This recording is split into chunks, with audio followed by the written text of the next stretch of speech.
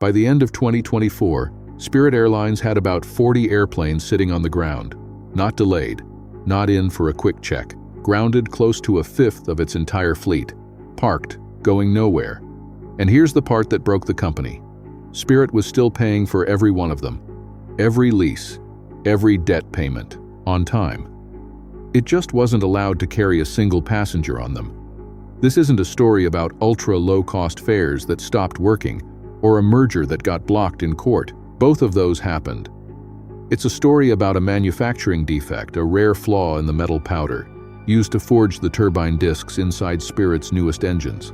That defect pulled Spirit's most efficient jets off the line and left the airline paying to own planes it was forbidden to fly. Not financial advice, just a look at what actually happened.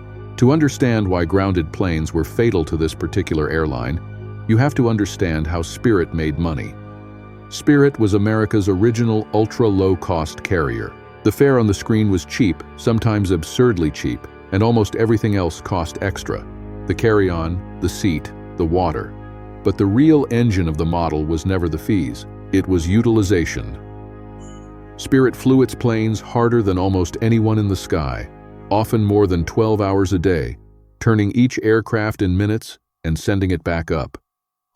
A parked Spirit plane wasn't neutral. It was the most expensive thing the airline could own. The math only works at the extremes. Ultra-low-cost carriers run on razor-thin margins, a few dollars of profit per passenger, made up in enormous volume. Every seat has to be cheap. Every plane has to be full. Every aircraft has to fly as many hours as physically possible. There's almost no slack in the system. When it works, it's one of the most efficient models in aviation. When a plane stops flying, there's nothing to absorb the loss. So in the 2010s, Spirit made the bet the whole model depended on: newer, more efficient planes. It ordered the Airbus A320neo for new engine option, the most fuel-efficient narrow-body Airbus built. And for the engine, Spirit chose Pratt Whitney's geared turbofan, the PW1100G, a genuinely advanced design promising double-digit fuel savings. For an airline where fuel is one of the largest costs and margins are almost nothing, that efficiency wasn't a luxury, it was the plan. But those planes weren't free. Spirit financed its fleet the way most airlines do leases and debt. Whether a jet is in the air earning money or parked on a ramp earning nothing, the payment is exactly the same, and it comes due every single month. On a healthy airline, that's just the cost of doing business. On an ultra-low-cost carrier with thin margins and a mountain of aircraft debt, it's a tightrope. Every plane has to fly to justify the payment on it. That was the fragility. And it had been there for years quietly, waiting for something to expose it. And the pressure was already building from every direction.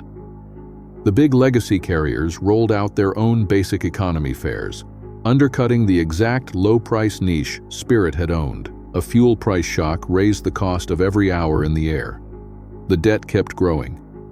Spirit had survived all of it, separately, for years. What it had never planned for was losing the ability to fly the newest, most efficient planes it had just bet its future on. In July of 2023, it found out that was exactly what was about to happen. On July 25, 2023, Spirit's engine supplier, by then part of the defense giant RTX, disclosed a problem most passengers have never heard of and never should have to. A rare contamination in the powder metal used to forge certain parts of the geared turbofan. Microscopic impurities, introduced at a single plant outside Utica, New York, in the metal that becomes the high-pressure turbine discs, parts that spin thousands of times a minute inside a running engine. The risk wasn't a delay, it was cracking. In the worst case, an uncontained failure, a disc coming apart in flight. This was the microscopic defect with an airline-sized bill. Because the flaw was in the raw metal, you couldn't fix it on the wing. The engines had to come off, shipped to a shop, and be torn down and inspected every affected engine built between 2015 and 2021. Pratt Whitney ordered accelerated inspections starting in August 2023, the first batch due within weeks. Around 1,200 engines were flagged worldwide. Hundreds needed shop visits. And every airline hit the same shops at the same time. The global repair queue jammed. Inspections that might have taken weeks stretched into many months, with the plane on the ground the entire time.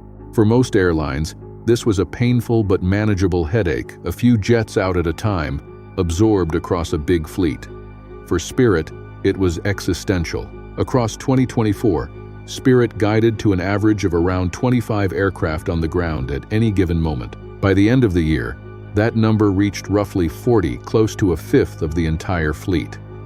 The airline that flew its planes harder than almost anyone had lost the ability to fly the best ones it owned, and the bills on those 40 planes never paused. Pratt Whitney did compensate Spirit somewhere between $150 and $195 million in liquidity toward the 2025 groundings. It sounds like a lot, but a credit is not an airplane. Money in the bank doesn't carry a passenger from Fort Lauderdale to Las Vegas. Only a flying jet does that. Spirit was being paid to own planes it still couldn't use, and grounded planes, on their own, don't bankrupt an airline. What does the damage is everything an airline has already promised to pay before anyone finds the defect. And Spirit had promised a great deal. The leases, the debt, the routes, the crews, the ground operations, all sized for a fleet that was now a fifth smaller than it looked on paper. You can renegotiate a lease. You can defer a debt payment. You can cut a route. There was one thing on that list Spirit could do nothing about. Because before the defect ever surfaced, Spirit had a rescue lined up and watched it come apart. JetBlue had agreed to buy the airline, a deal that would have folded Spirit into a larger, better capitalized carrier. On January 16, 2024, a federal judge blocked it on antitrust grounds. The merger would remove the low-cost competitor that kept fares down. The logic made sense for consumers, but it also removed the one exit that might have carried Spirit through what was coming. Now the airline had to survive on its own, with a fifth of its fleet nailed to the ground. It couldn't. On November 18, 2024, Spirit filed for Chapter 11 bankruptcy. It restructured its debt, handed the pain to creditors, and emerged on March 12, 2025, roughly 4 months later, calling itself leaner and ready to compete. On paper, the balance sheet looked better. But bankruptcy court had fixed the debt. It hadn't fixed the engines. The planes were still on the ground, and the shops were still backed up. So it happened again. On August 29, 2025, barely 5 months after emerging, Spirit filed for Chapter 11 a second time. Companies that file twice this fast have a nickname for it in restructuring circles: a Chapter 22. It's almost never a good sign. It usually means the first bankruptcy treated a symptom and missed the disease. Spirit's disease wasn't on its balance sheet. It was in a turbine disk it had no power to replace. There was one last hope: a federal rescue package around $500 million that might have bridged the airline to the day its engines finally came back. On May 1, 2026, it collapsed, deadlocked over which creditors would take the loss. That was the end of the options. Spirit could restructure its debt. It could cut routes. It could hand jets back to its lessors. What it could not do, what no amount of money or lawyering could do, was manufacture a replacement engine. At 3 o'clock in the morning, Eastern Time, on May 2, 2026, Spirit Airlines permanently ceased operations. 34 years, gone in the quietest hour of the night. It was the first major U.S. airline to fail outright from insolvency in more than 2 decades.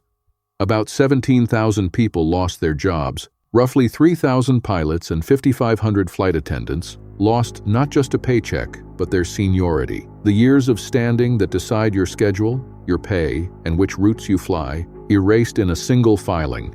So, what actually killed Spirit? Not one engine.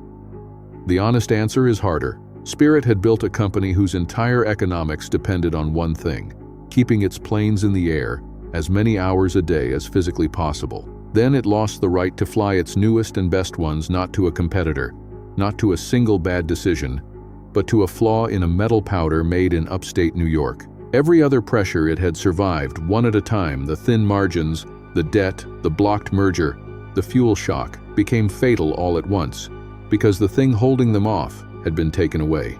A company built to fly its planes harder than anyone was left paying for 40 of them it could only watch.